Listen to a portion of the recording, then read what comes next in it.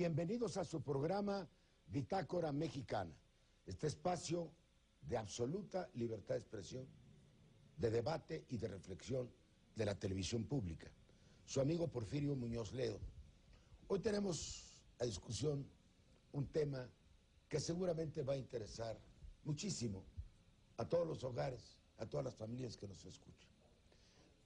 La idea es presentar un libro que acaba de salir y que acabamos de mostrar por primera vez en una reunión que tuvimos la semana pasada. Su autor es Martí Batres. Él es licenciado en Derecho por la Universidad Nacional. Actualmente es el secretario de Desarrollo Social de la Ciudad de México. Tiene estudios varios, incluso en la Universidad de Georgetown, en Washington.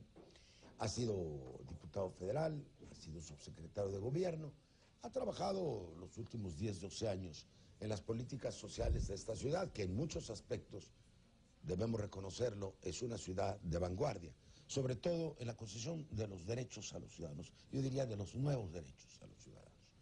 El libro se llama Los derechos de las familias en la Ciudad de México. Y es un libro muy interesante, estuve en la presentación, porque es a la vez un análisis histórico. Martí, que es un dirigente social, es también académico, muy riguroso. A mí me gustó realmente mucho el enfoque, en donde narra, explica cómo el derecho de las familias se va separando del antiguo derecho privado, como estaba en el Código Civil. Ya no se rige por el contrato, yo me contrato, yo tú contratas. La clave de todo, lo explicó muy bien, es el carácter patrimonialista. En los antiguos sistemas familiares lo que importaba era el patrimonio. Y luego la familia monogámica, cada vez más extraña, más rara en el país, más atípica. Hay familias extensas donde viven los tíos, los abuelos, hay familias de madres solteras. Entonces, el derecho de la familia en la Ciudad de México ha tenido grandes transformaciones y se adecua a la realidad y a las necesidades de las gentes. Yo le voy a pedir a Martí que nos haga, en breves palabras, para poder iniciar un debate, la presentación del libro. Muchas gracias, Porfirio. El libro Los derechos de las familias en la Ciudad de México resume los cambios que se han dado en el Distrito Federal en el marco del derecho familiar. Yo me pregunto si estos 13 años que ha habido de gobiernos de izquierda y mayorías legislativas de izquierda en la Ciudad de México han tenido un fruto. Mi respuesta es sí, y lo más importante de ese fruto está en los derechos que han adquirido las familias en la Ciudad de México. Esto no quiere decir que la transformación social ya se dio completamente en la base, pero sí quiere decir que la norma se transformó de una manera profunda. Es muy diferente lo que hay en la ciudad de lo que hay en el resto del país, y en ese sentido este es uno de los aspectos en los que es más de vanguardia el derecho de las familias. Como tú lo acabas de decir, el derecho familiar estaba en el derecho privado y hay una ruptura del derecho familiar hacia el derecho social. El derecho social es el derecho del bienestar social, es el derecho de la igualdad, es el derecho de los colectivos sociales, y entonces ahí hay un cambio profundo. ¿Dónde estaba el derecho familiar? En el derecho civil, en el libro de personas. No deja de ser paradójico que, siendo un asunto colectivo, el derecho familiar se regulara en el libro de las personas. Desde el famoso Código de Napoleón. Desde el famoso Código de Napoleón. Que nunca hubo un capítulo de la familia en el Código Civil propiamente, sino se trataba de establecer las relaciones que iba a establecer el individuo, en este caso de carácter familiar, sobre todo para regular cómo se transmitiría la propiedad privada. Ese era el punto. En realidad el Código Civil es un libro clásico muy importante sobre el nuevo derecho que nace con el gran desarrollo capitalista. Y entonces, así como el Código Civil advierte cómo se transmiten los bienes, cómo se compran, venden, prestan, etcétera, también va a regular cómo se van a transmitir de generación en generación. Porque faltaba porque estuviera en el derecho mercantil. Bueno, una compraventa. Derecho civil, derecho mercantil tienen una íntima relación, como diría Gustav Radbruch, ¿no? Dice Radbruch que para el derecho privado, tanto mercantil como civil, existe una ficción jurídica. Todos somos propietarios, cuando en la realidad no es así. No lo somos. Entonces ni vivimos con 6,000 pesos, como dijo aquel, ¿no? Ni vivimos con 6,000 pesos, evidentemente. Y entonces, el derecho civil lo que va a establecer es una transmisión de la propiedad por la vía paterna. Entonces, las mujeres no tienen derechos, las niñas y los niños no tienen derechos. Como recordarás, los famosos derechos del hombre y del ciudadano son del hombre, que es el ciudadano. Así es. Las mujeres no son ciudadanas. No eran ciudadanas. No eran votar ciudadanas. En 1789. Sino que a lo largo de finales del siglo XVIII, todo el siglo XIX, una buena Corresponde parte en del siglo realidad XX. a la emancipación de las personas, a la emancipación de las mujeres. Y ahora, pues, la cantidad y variedad de derechos de los niños. ¿Cuándo se iba a pensar en esa época que iba a haber derechos de los niños? Bueno, esa es parte Todos de las eran del padre. Yo transformaciones voy a rotar un profundas. poco la palabra. Quiero presentar a Beatrice Schmuckler. Ella es doctora en Sociología en la Universidad de Yale. Ha sido miembro del Comité Académico del Instituto Mora. Ha trabajado en numerosas instituciones dedicadas a los derechos sociales, particularmente el Consejo Latinoamericano de Ciencias Sociales. Y claro, es experta en pobreza. Bueno, en familia. Dice aquí, Grupo de Trabajo de Pobreza y Política Bueno, Soberana. es uno de los temas. Claro, es un grupo de trabajo. Bueno, desgraciadamente, la sinónimo entre pobreza y familia cada vez es más cercano. ¿Tú qué piensas de esto, Beatriz? Es que a mí lo que me importó mucho del libro de Martí es que la visión de la familia es una visión totalmente no patriarcal. Justamente es una visión que tiene que ver con la corresponsabilidad de los miembros de la familia. No hay una sola autoridad, hay varias autoridades adultas que pueden consensar, que pueden hacer arreglos y negociar entre ellos.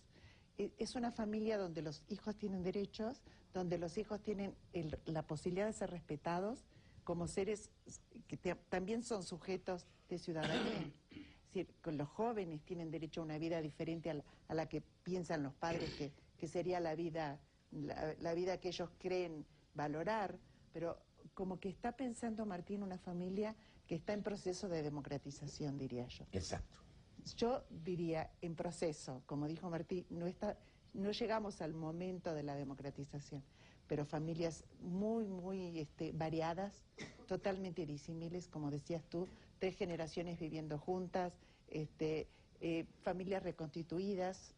Ya no es cuando el censo dice familia nuclear, está pensando en papá, mamá e hijos. Ya no es papá, mamá e hijos. ¿Qué porcentaje será así? Bueno, 20% ya en el país son hogares con jefatura femenina. Ya son más o menos un promedio de 20%. Y perdón que interrumpa, en el DF el mucho más. DF está creciendo muchísimo. Más del 25%. Más del 25%, exactamente. Bueno, esa es una cuestión. Pero la otra cuestión es la recomposición de las familias. Bueno, como tú decías, ya no tenemos la familia típica, monogámica, que dura el amor que dura para toda la vida. Ya tenemos recomposiciones donde, bueno, hay una tasa de divorcio alta, pero sí la gente se vuelve a juntar, se vuelve a unir, se vuelven a armar matrimonios donde viven los hijos del hombre o los hijos de la mujer, junto con diferentes tipos de vínculos en la familia, donde ya el tema de la autoridad pasa a ser no la autoridad unipersonal, que como ve claramente Martí, sino que es una autoridad que tiene que recomponerse, negociar y tienen un vínculo con los hijos de respeto. Y también el tema de la tercera edad, es decir, ¿qué lugar tiene la tercera edad en la familia ahora? Ya prácticamente las abuelas empiezan a reemplazar a las madres que trabajan, pero entonces ¿quiénes son las que crían los hijos? Muchas veces las abuelas, pero no en un sentido tradicional. Cada vez más la familia está como separándose de la familia de origen y planteándose otro tipo de organizaciones, por ejemplo, el respeto a los deseos individuales, por ejemplo, el respeto a las necesidades de los jóvenes diferenciadas de los padres. Hay todo un proceso de transformación que yo creo que es lo que está teniendo en cuenta el libro de Martí, que es muy importante. Muchas gracias, Beatriz. Quiero presentar a Pablo Llanes, él es director del Consejo de Evaluación de Desarrollo Social del DF, es maestro en Gobierno y Asuntos Públicos en la Universidad Nacional Autónoma de México, es también licenciado en Economía y ha estado hace tiempo muy inmerso en las cuestiones de equidad y desarrollo social. ¿Tú lo ves igual? Para ti, ¿cuáles son los más importantes avances de esta legislación de vanguardia? Bueno, lo primero que me gustaría subrayar del texto de Martí es la necesidad de vincular todo el derecho de familias en el contexto del derecho social. Y la necesidad de concebir la política de familias en el contexto de la política social. Esto es de una relevancia muy grande, porque lo que hemos vivido en los últimos 20 años a escala mundial es un proceso de abandono de las responsabilidades públicas en materia social, de las responsabilidades del Estado, con la idea de transmitírselas al mercado y a la familia. Exacto. Decía Martí, y no necesitamos remontarnos a maestro Engels, que el origen de la familia, como lo conocemos, es el capitalismo. Antes hubo familias de todo tipo. Antes de incluso la civilización sedentaria, las familias eran matriarcales, porque andaban en la casa y en la recolección y en la guerra los hombres. Y hubo familias plurinucleares, donde que se confundían incluso con el clan y con la tribu. Por lo que dice Beatriz, estamos volviendo un poco a eso. Entonces, lo esencial el esencial significado que sea política social es que hay una protección del Estado al núcleo familiar.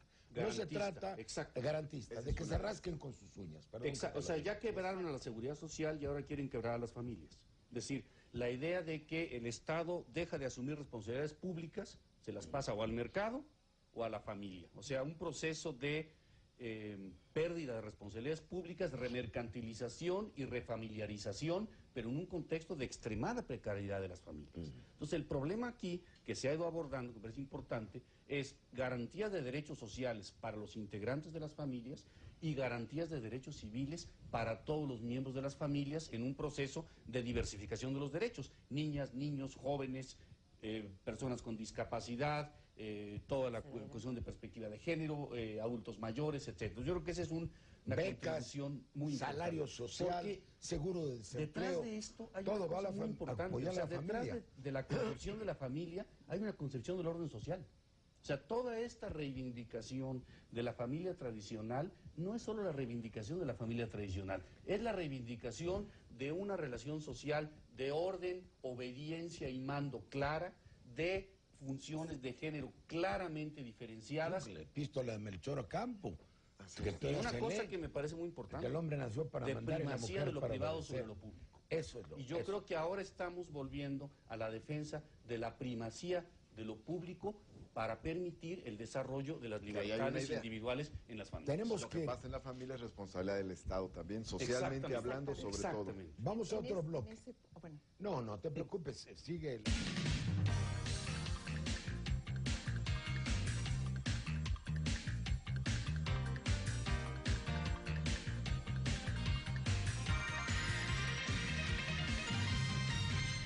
Decías que es un cambio de giro del concepto de familia que ya no corresponde a la realidad.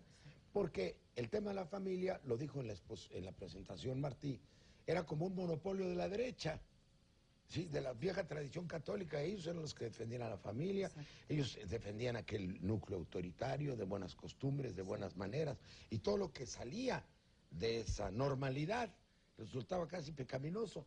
Ahora la izquierda retoma, yo digo, expropia incluso el tema de la familia como parte central de su agenda, pero no contemplando una familia inexistente, una familia teórica, sino la familia real, la que se da en la sociedad. Ahora, yo para hacer un contraste diría, el Código Napoleón. Ahí está. ¿Qué dice el Código Napoleón? Dice, en un artículo 102, el domicilio de cada francés es donde tiene su establecimiento principal. Y acto seguido, en el siguiente artículo dice, la mujer casada no tiene domicilio. El domicilio de la mujer es el de su marido. Y luego más adelante dice, la esposa está obligada a vivir con su marido. Y luego dice, la esposa no puede enajenar en nombre propio sin el consentimiento del marido. Y más adelante dice, la esposa puede pedir divorcio por razón del adulterio de su marido cuando éste se haya llevado a cabo en la residencia común. Así decía el Código Civil. Y el marido puede solicitar el divorcio de la esposa por adulterio en cualquier caso. Y solo hay sanción para el adulterio de la mujer. O sea, estamos hablando de una gran desigualdad que atraviesa la relación familiar, que habla precisamente de uno de los elementos fundamentales del derecho privado. Y después, esto que decías hace rato, que cada quien se rasque con sus propias uñas. Es decir, no hay responsabilidad del Estado, cada quien debe conseguir sus bienes para mantener a su familia. Y en cambio, la idea de la familia dentro del derecho social lleva al Estado a asumir una serie de obligaciones con la familia. Por eso surgió en algún momento el llamado Sistema de Desarrollo Integral de la Familia, como una visión de política social hacia la familia. Limitado, pero eso fue parte de estas transformaciones. Pero ahora en la ciudad se han conquistado diversas reformas sociales muy importantes en el ámbito del bienestar, unas. Por ejemplo, hay pensión a adultos mayores, hay beca en el bachillerato, hay seguro del desempleo, hay útiles y uniformes escolares gratuitos, hay beca de discapacidad, hay, en fin, un conjunto hay varios de derechos de sociales. Esa es otra parte, o sea, esas son las cuestiones de bienestar social. Y luego está, en el tema de las transformaciones jurídicas, menciono dos muy importantes. El tema de la filiación. En nuestra legislación se acabaron los hijos ilegítimos, espurios, naturales, fuera de matrimonio, adulterinos, de reclusorio, todo eso se quitó. Solo hay hijos, nada más, y tienen los mismos derechos sucesorios y los mismos derechos que los demás. Incluso en el caso de la adopción, ya no hay adopción simple, donde la adopción era una relación adoptante-adoptado, sino que el adoptado pasa a ser miembro de la familia como un hijo consanguíneo. Y en el matrimonio se quitó ese viejo concepto de que el matrimonio era para llevar el peso de la vida y para la perpetuación. La carga de la vida, sí. Y la perpetuación de la especie, sino que ahora el matrimonio se dice es para el apoyo mutuo, la solidaridad, la vida en común. Es decir, el matrimonio es para el amor, es una para la ayuda. De solidaridad humana y de social. solidaridad, de fraternidad, de ayuda. Esos son dos transformaciones jurídicas fundamentales. Y lo del divorcio también, ahorita lo vamos a ver. Sí, lo que pasa es que me parece que, basado en esto que plantea Martín en el libro, la política social ya es, por un lado, económica, pero por otro lado, el Estado se responsabiliza de las transformaciones democráticas de las familias. Es decir, al plantear esto de que todos los hijos son legítimos de igual manera, esto está implicando que un matrimonio reconstituido, donde están los hijos de él, los hijos de ella, tienen todos el mismo derecho a ser custodiados, a ser supervisados, a ser cuidados, a ser queridos con el mismo amor. Entonces, creo que esta es una responsabilidad fundamental del Estado de estar pensando en esta cuestión cooperativa de la pareja. Cooperativa implica equidad de género, implica que el hombre ya no es la autoridad única, que la mujer también asume su propia autoridad y que esta negociación implica la posibilidad de cooperar dentro del matrimonio. O sea que esto es, en realidad, en sí mismo, si lo logramos, es una política antiviolencia, antiautoritaria. No estamos hablando de... Y la violencia intrafamiliar es algo muy importante. Eso no Y existía. en buena medida las transformaciones jurídicas de la ciudad empezaron por este tema y por la disputa de si la violencia era un tema privado o público. Exactamente. Y hoy es claro que es un tema público. El tema de la violencia el movimiento de mujeres lo logra poner en la esfera pública, en la esfera de la cooperación internacional. Pero yo creo que con estas legislaciones que está planteando Martí y que está desarrollando el gobierno de México, yo siento que está... De la Ciudad de México. De la ciudad, perdón. Que hay una sensibilización muy grande de este proceso que implica el desarrollo autónomo de las mujeres, el desarrollo de la posibilidad de negociar en la pareja, pero también la posibilidad de que en la línea intergeneracional haya un respeto a los adultos mayores y un respeto a los niños y a los jóvenes. Entonces, estamos hablando de una justicia en las relaciones intergeneracionales y de una equidad en las relaciones de género. Y de la construcción de la autonomía y la libertad de todas las personas independientemente de su edad, como una responsabilidad pública, una garantía y una aspiración. O sea, no este viejo orden de subordinación, orden, mando, castigo, dependencia material, sino un proceso de construcción de autonomía. Es un enfoque profundamente republicano. Ahí los nuevos derechos familiares reconocen las asimetrías que hay hombre-mujer, desigualdades hombre-mujer, desigualdades padres-hijos. Y establece varios principios importantes. Uno es el interés superior de la infancia. Hay una contradicción ¿qué debe privar? El interés superior de la infancia, es el interés jurídico más importante. Eso es un cambio radical. Va a nivelar. Eso es fundamental. Así es. Eso hay que decírselo al secretario de Educación Pública Federal, que para él el interés superior es bimbo, antes que el interés de la infancia, el ¿no? tema de la comida chatarra. Primero está la comida chatarra que el interés de la infancia. Son los que patrocinan a Televisa. Yo siempre me refiero, cuando es el caso, a la televisión monopólica de este país, porque somos la excepción nosotros. Ellos son los que están envenenando a la niñez. Y luego hay otro... Y no le importa la SEP. Y hay otro conjunto de reformas que van a generar otro tipo de equilibrio y de equidad, de igualdad al interior de la familia. Por ejemplo, todas las que tienen que ver con derechos de las mujeres. La mujer no se podía casar al día siguiente de divorciarse. Tenía que esperar 300 días. El hombre se podía casar al día siguiente de divorciarse. Eso se quitó. Tanto la mujer como el hombre se pueden casar al día siguiente de que se divorcian en la Ciudad de México. Y el divorcio ahora ya no requiere de un conjunto de causales, porque había 20 y tantas causales para poderse divorciar, y eso dificultaba mucho el divorcio. Entonces, ahora basta con que uno de los dos integrantes de la pareja pide el divorcio, y eso establece y ayuda, facilita que la unión sea realmente por amor y que se puedan reconstruir parejas y se puedan reconstruir familias. Y que no se tengan que inventar causales. El Código Civil era una invitación a un pleito inmenso. Eran causales graves, si no existían las tenías que inventar. Cuando ahora basta decir, yo ya no quiero, y se acabó el problema. Lo que pasa es que el concepto de amor está cambiando en las familias en este momento. Y entonces es un concepto de amor que implica la posibilidad de la autonomía de cada miembro de la familia. El concepto de amor implica que los hombres o las mujeres no son los que disciplinan a los hijos de acuerdo a sus deseos, sino escuchar los deseos de los niños, los intereses de los niños y de los jóvenes. Un clima de respeto. El tema es cómo llegamos a eso. Por eso es muy importante el rol que tiene el gobierno en la política social para lograr ese proceso de equidad y de respeto entre las generaciones. Ahora incluso dice la ley de los derechos de las niñas y los niños, dice, los niños y las niñas tienen derecho a ser escuchados en la familia, en la escuela. Son dos ámbitos muy importantes. En el gobierno. Y el Código de Procedimientos Civiles establece que las niñas y los niños tienen derecho a ser escuchados en juicio cuando se trate de conflictos del orden familiar. Entonces, son derechos muy importantes de niñas y niños. Y a no ser manipulados. Tú estabas diciendo que es la nueva filosofía de todos los derechos para todos. Exacto. Es los derechos humanos de la tercera generación. O sea, tienen que ver con el movimiento feminista, como lo dijiste. Tienen que ver con la evolución de la legislación internacional. Hay muchos debates que se han dado en el mundo para que cambie completamente el concepto de los derechos que y la necesidad de armonizar las legislaciones locales con los avances internacionales, los estándares internacionales.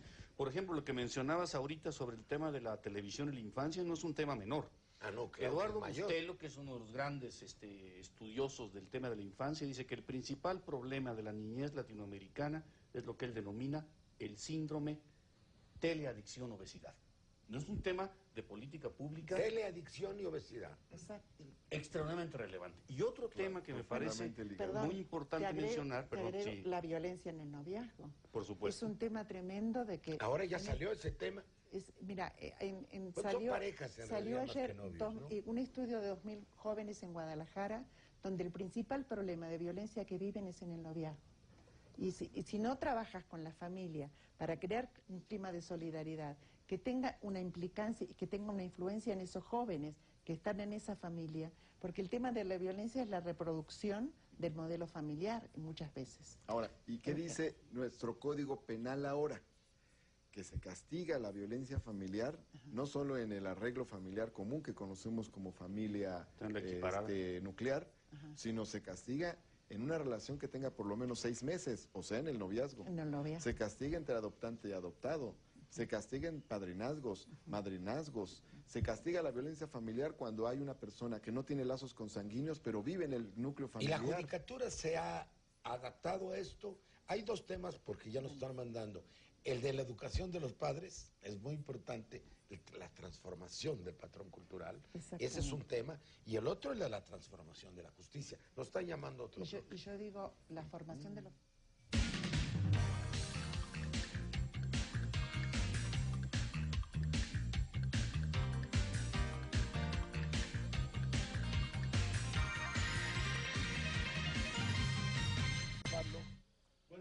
tema de la teleadicción, la obesidad como un tema muy relevante. ¿Cuántas horas pasa el niño mexicano atrás de la Bueno, televisión? se está levantando, por cierto, ahorita por parte nuestra una encuesta de uso del tiempo, pero hay diversas estimaciones, pero es muy probable que pasen cerca de 6 horas al día frente al televisor en promedio, niñas y niños. Y luego tenemos el tema de toda una política económica y de desarrollo social que en realidad está agravando uno de los grandes problemas para la construcción de lazos familiares de otro tipo, que es la pobreza de tiempo. ¿Qué tenemos ahora? Programas de vivienda construidos cada vez más lejos de los lugares de trabajo, prolongación de las jornadas laborales, pauperización salarial, baja calidad de la educación, niños abandonados, encerrados en las casas viendo televisión o consumiendo productos chatarra. Entonces, el tema de la necesidad también de construir políticas sociales de liberación de tiempo libre para las familias, para la lo que falta para el intercambio. Es pasar la televisión al derecho social. Ahí tengo un proyecto de reforma constitucional que distribuye es un tema el mayor, tiempo entre televisión privada, respondiendo a valores humanos, dependiendo del artículo 3º de la Constitución. Tengo 20 años de proponer esto, 25 años. Entonces, es fundamental. Otra reforma es la de la urbanización, la vivienda, el transporte. Una de las cosas que... Nada más, si me pienso un dato muy relevante. Los mayores niveles de violencia en el hogar se dan en las vacaciones y en los fines de semana. Exactamente. Cuando la familia está junta en condiciones de mucha presión, de mucha precariedad. Entonces esto nos lleva a un tema fundamental. ¿Qué es lo más importante en la familia? El amor, la fraternidad, los valores de solidaridad. Porque en el viejo discurso conservador, lo importante en la familia es el orden patriarcal. No.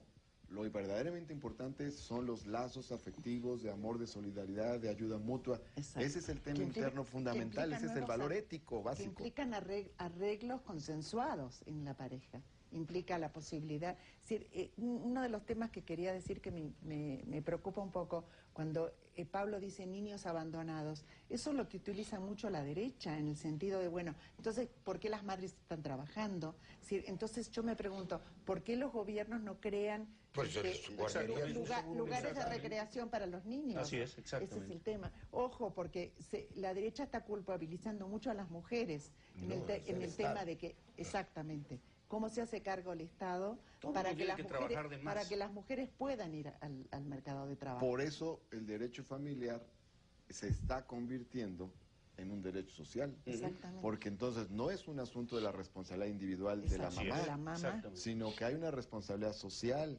pública. Y esa responsabilidad social tiene que ver con horarios completos en las escuelas, con comedores que facilitan a las mujeres. El sistema de cuidados infantiles, estancias infantiles, que no hay prácticamente. Estancias infantiles que no sean subrogadas, sino que sean guarderías construidas. El eje de por toda el la Estado. política educativa y social es la educación materno-infantil, desde el embarazo de la madre, la guardería como seguro obligatorio. No está permitido, esto es un abuso, que se subroguen las guarderías. Es un seguro obligatorio. Es una renuncia del Estado a su responsabilidad. Claro. Además, la participación de los hombres en los procesos reproductivos, porque dijiste la responsabilidad materno-infantil. Yo digo también los hombres... Paterno-infantil. Paterno y materna, yo digo, de ambos, ¿no? Sí. Decía, a propósito de eso, y para referirme nuevamente a otra reforma, el Código Civil decía hasta el año 2000, en el caso que no hubiera matrimonio, decía textualmente, es obligación de la madre reconocer a sus hijos. No establecía la obligación del padre. Exacto. Esta se pone en la reforma de abril del 2000, que es una reforma histórica al Código Civil, y se establece, es responsabilidad del padre y de la madre el reconocimiento de los hijos. Es muy importante porque esto va a obligar, aunque no haya matrimonio, al padre a reconocer a sus hijos. Entonces es una reforma fundamental. Y otra muy importante de equidad y derechos de las mujeres es la reforma que establece, en el caso de divorcio, cuando una pareja está casada por separación de bienes, establece el derecho de la persona que trabajó preponderantemente en el hogar durante todo el lapso que duró el matrimonio, a pelear hasta el 50% de los bienes que se generaron durante el matrimonio, aunque estén casados por separación de bienes. Porque el problema es que generalmente la mujer trabaja en el hogar jornadas de más de 8 horas, sin vacaciones, sin aguinaldo, sin nada, sin salario. Se separa la pareja y se queda sin nada. Entonces eso es un tema importante. Muy pocas mujeres saben y tienen que derecho tienen los dos. este derecho. Claro, tienen derecho los dos, aunque no haya sido el que haya desarrollado preponderantemente el trabajo en el hogar. Generalmente es la mujer, pero si fuera el hombre también. O sea, es decir, lo que se protege es el trabajo en el hogar. Es una forma de darle un reconocimiento económico al trabajo del hogar. Muy incipiente, pero es una forma inicial. Y la otra cuestión importante aquí que hay que subrayar en estas transformaciones es el reconocimiento de la diversidad familiar. Araceli Damián, investigadora del Colegio de México, arroja unos datos sorprendentes. ¿Cómo volvió a crecer la familia ampliada? El 36.4% de los hogares en el Distrito Federal son familias ampliadas.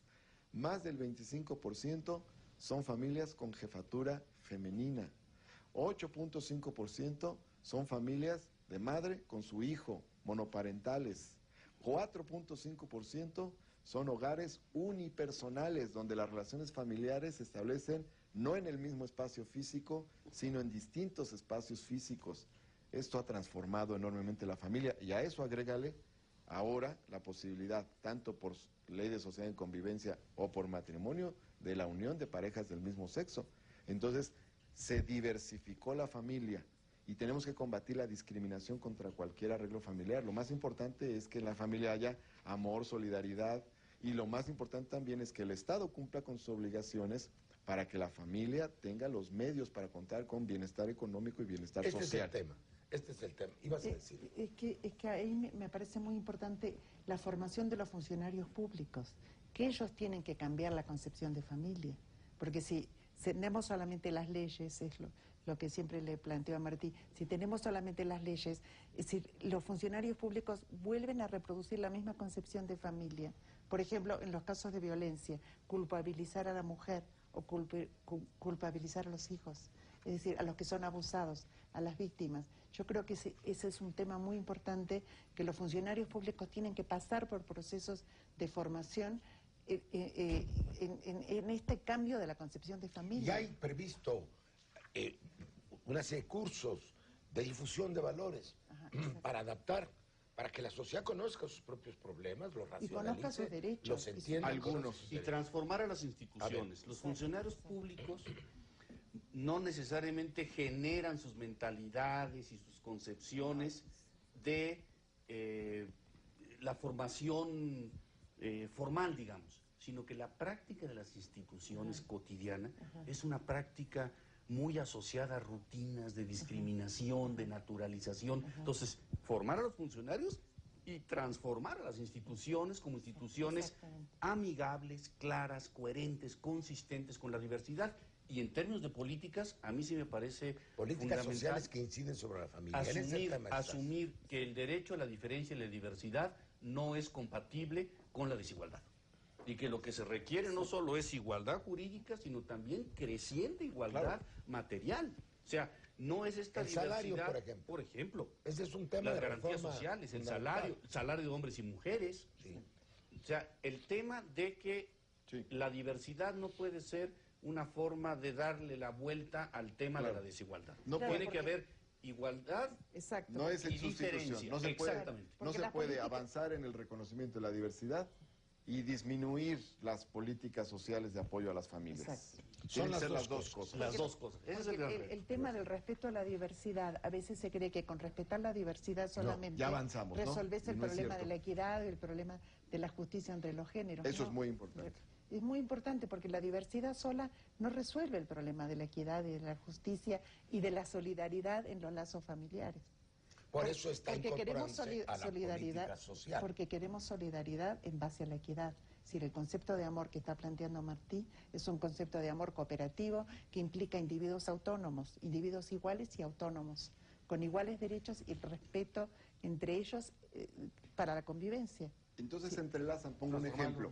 Un ejemplo importante es el de la ley que establece el derecho a una beca alimenticia para las madres solas de escasos recursos en el Distrito Federal. Ahí se conjugan las dos cosas, es decir, se reconoce un arreglo familiar donde hay una jefa de familia al frente de la familia y se reconoce también la desventaja económico-social que esa realidad implica. Ahora, eso es un ejemplo, pero hay muchas cosas más que hacer. Yo, por ejemplo, cuando hablo del tema de los comedores comunitarios y los comedores públicos que existen en la Ciudad de México, digo, esto tiene mucho que ver con los derechos de las mujeres, porque en un comedor comunitario acude una mujer con sus hijos y deja de cocinar y lavar trastes. Está ganando tiempo para ella y tiempo para estar con sus hijos en una calidad distinta. Entonces, todo eso tiene que ver. Si tú tienes, entonces, guarderías, estancias infantiles, comedores comunitarios, el apoyo económico a las madres solas y tienes el seguro del desempleo, espacios públicos seguros, está rodeando al arreglo familiar del trabajo, buena movilidad. Pero favorece la cohesión social. Y estás apoyando a las familias en términos concretos. Bueno, esas mujeres que son más autónomas, que empiezan a conocer sus derechos, son mejores ciudadanas y conocen sus derechos y demandan también a los gobiernos sus derechos. Yo creo que el tema de la autonomía de las familias, de cada uno de los miembros, está muy ligada con la democracia en el país y la democracia en la ciudad.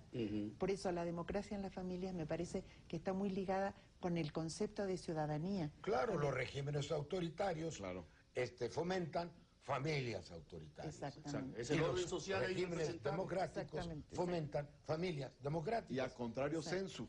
Para generar una democracia verdadera, necesitas educar en la familia en la democracia. En los valores Bueno, democráticos. es la vieja frase de que la democracia comienza en casa, ¿no? Bueno, Así es. yo diría que no comienza, yo diría que es simultánea en Bueno. todos lados, en lo privado y lo público, porque si no Sin caemos contar un con los poco sindicatos. en la Pero dominancia de lo privado. Formativamente es muy importante. Sí, claro. Muy importante. Es la esencia. Yo siento que sí. Estamos yendo al último de los bloques. Bueno, aquí hay que sacar.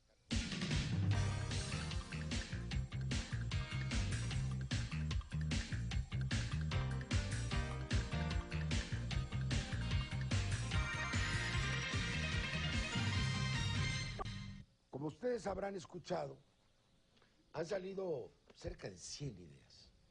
Yo creo que este programa ha sido sumamente rico en propuestas, en reformas, en instituciones, en datos, porque realmente la realidad está cambiando por todos lados.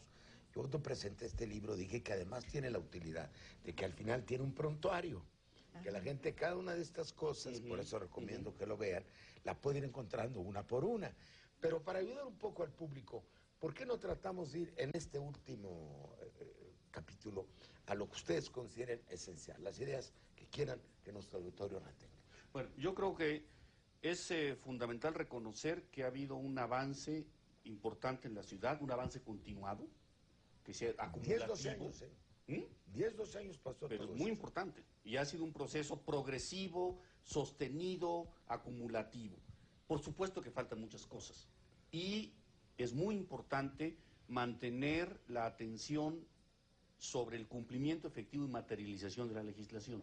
A veces tenemos problemas en lo que se llama brechas de implementación, que está la legislación sólida, etcétera, Eso es muy etcétera, importante. y su cumplimiento y materialización deja que desear. Pero la gente tiene que exigir. Exactamente, y tiene que conocerse, tiene que hacer una enorme labor de difusión, de divulgación, etc. Eso es. Lo segundo es firmemente vincular todo el derecho de familias a la política social y evaluar el impacto de la política social en la transformación de las relaciones familiares.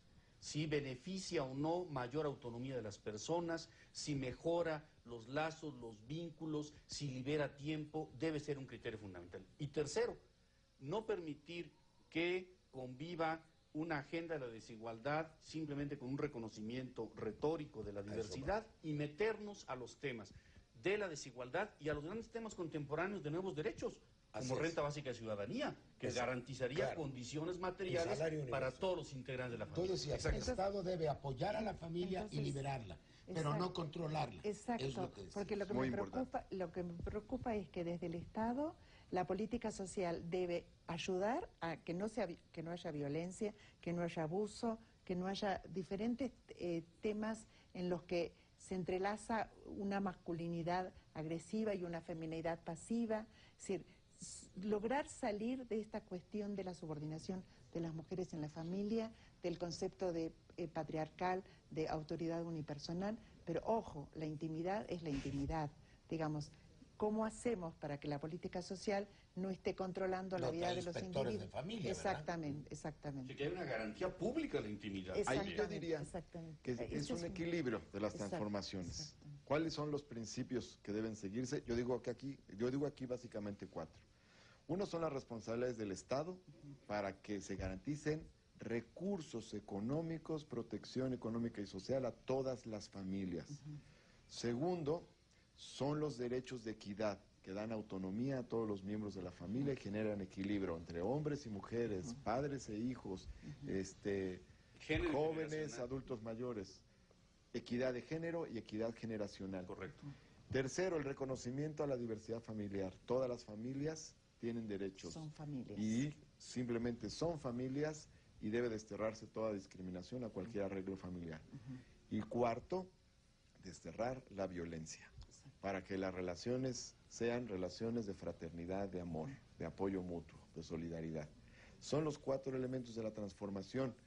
¿Cómo se traducen? En este breve prontuario, si tú me permites leer algunos puntos, creo que hay algunas concreciones. Leo rápido.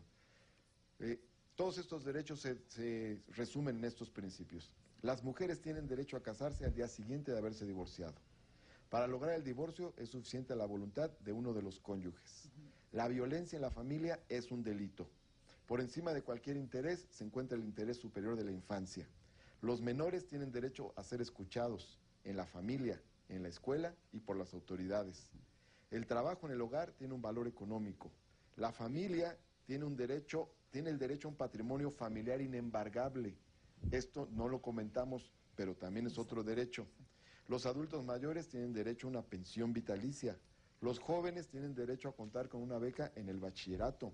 Los concubinos, o sea, quienes no están casados, tienen derechos alimenticios y sucesorios. Negar la pensión alimenticia es un delito.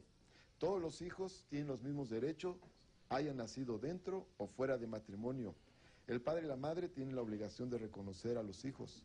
Toda adopción que ocurre en el DF es una adopción plena. Las personas solteras pueden adoptar. Las personas con discapacidad tienen derecho a una beca alimenticia. Las madres solas tienen derecho a la protección y respaldo económico del Estado. Las mujeres tienen derecho a escoger el trabajo o profesión que deseen sin necesidad de tener el permiso del marido. 2 personas del mismo sexo pueden unirse. En el DF, el matrimonio tiene como fin el apoyo mutuo, el respeto, la solidaridad y la comunidad de vida. Estas son algunas de las conclusiones y principios básicos de los nuevos derechos familiares en la Ciudad de México. Pero entonces, Que ¿para aseguren- ¿para que qué quieren aseguren. aliarse con el PAN?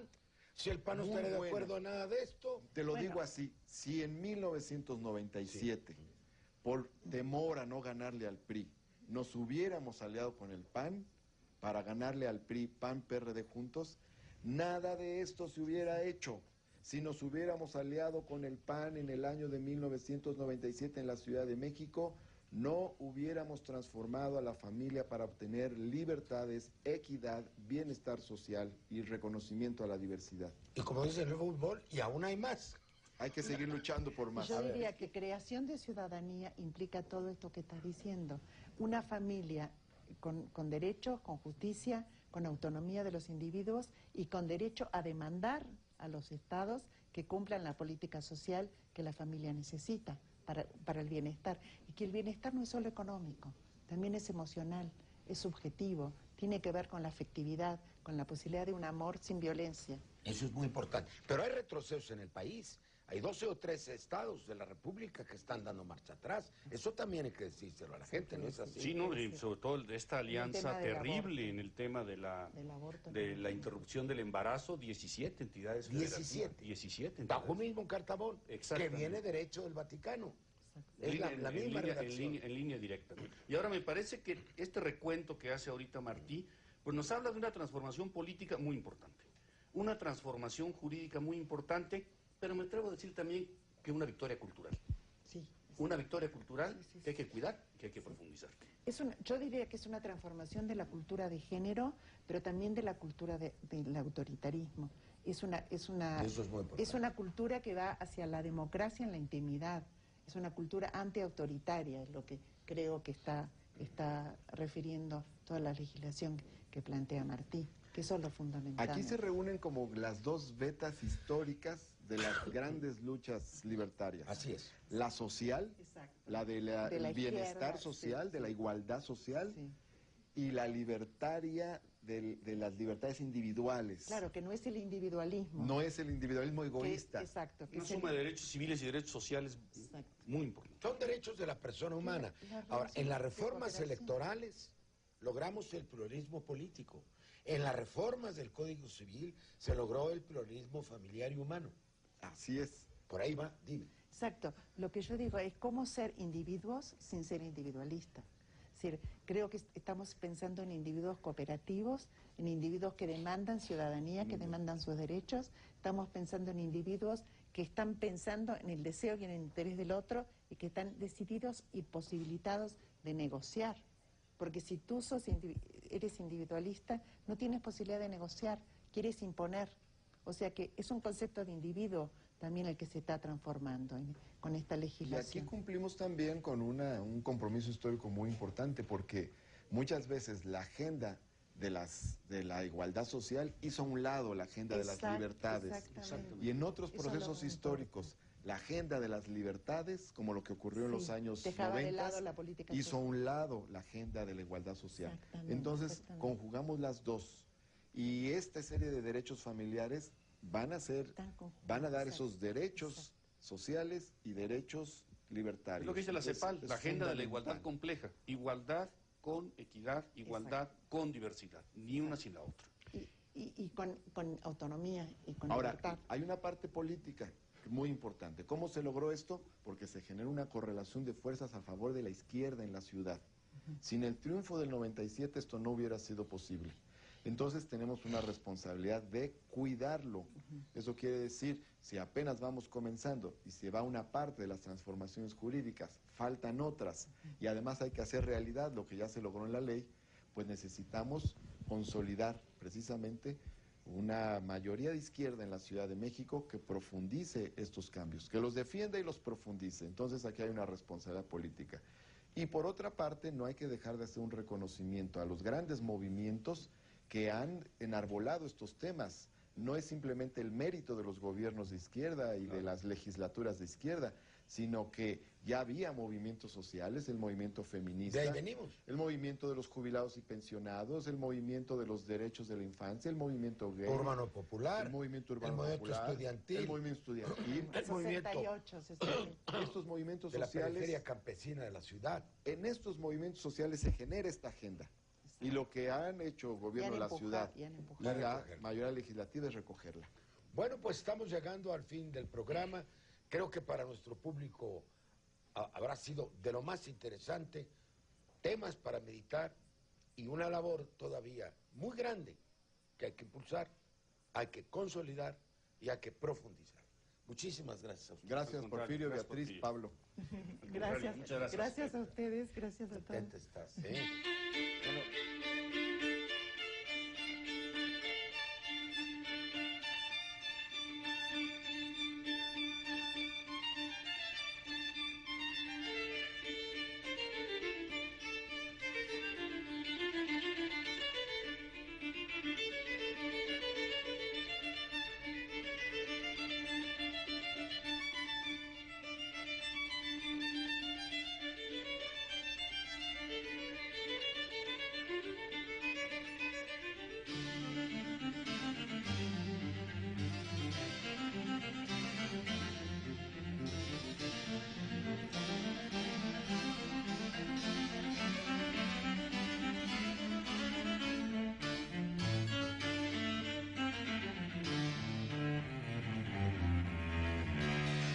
Privado, y hay una ruptura del derecho familiar hacia el derecho social.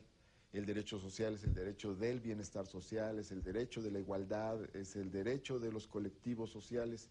Y entonces ahí hay un cambio profundo. ¿Dónde estaba el derecho familiar? En el derecho civil, en el libro de personas. No deja de ser paradójico que, siendo un asunto colectivo, el derecho familiar se regulara en el libro de las personas. Desde el famoso Código de Napoleón. Desde el famoso Código de Napoleón.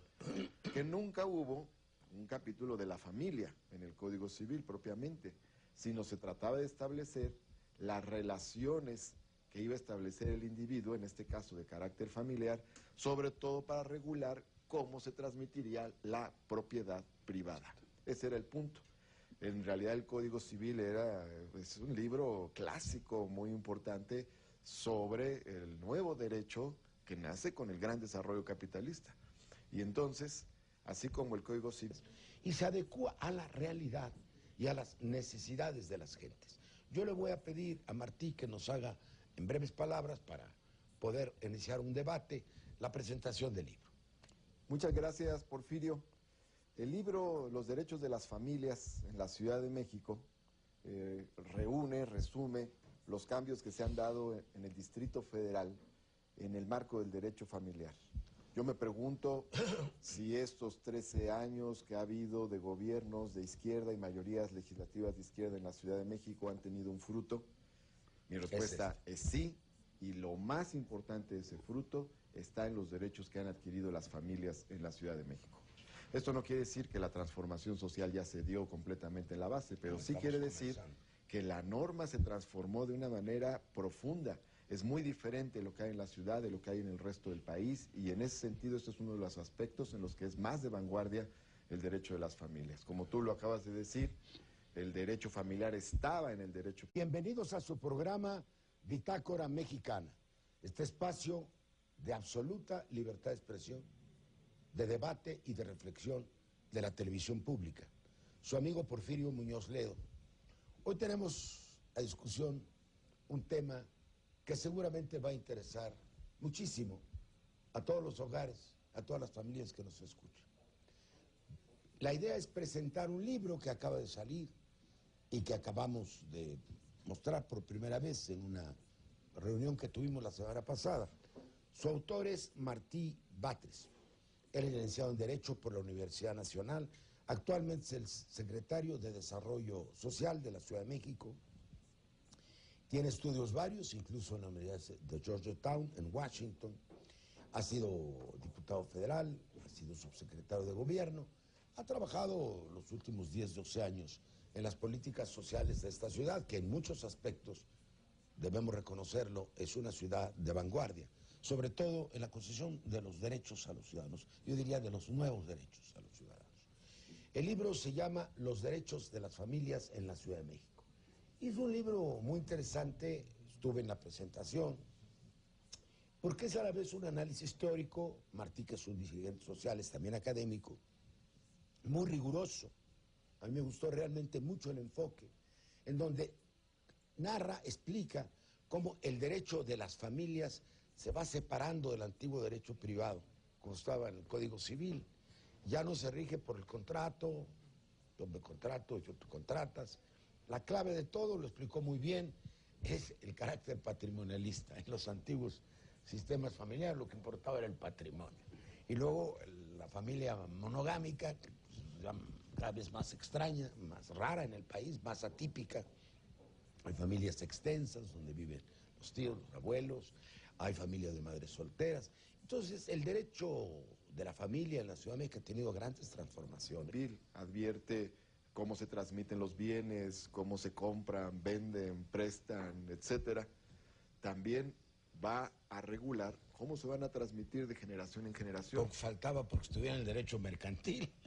Era una compraventa. Derecho civil, derecho mercantil tienen una íntima relación, como diría Gustav Radbruch, ¿no? Dice Radbruch que para el derecho privado, tanto mercantil como civil, existe una ficción jurídica. Todos somos propietarios, cuando en la realidad no es así. No lo somos. Entonces el Ni derecho vivimos civil, con 6,000 pesos, como dijo aquel, ¿no? Ni vivimos con 6,000 pesos, evidentemente. Y entonces el derecho civil lo que va a establecer es una transmisión de la propiedad por la vía paterna. Entonces las mujeres no tienen derechos, las niñas y los niños no tienen derechos.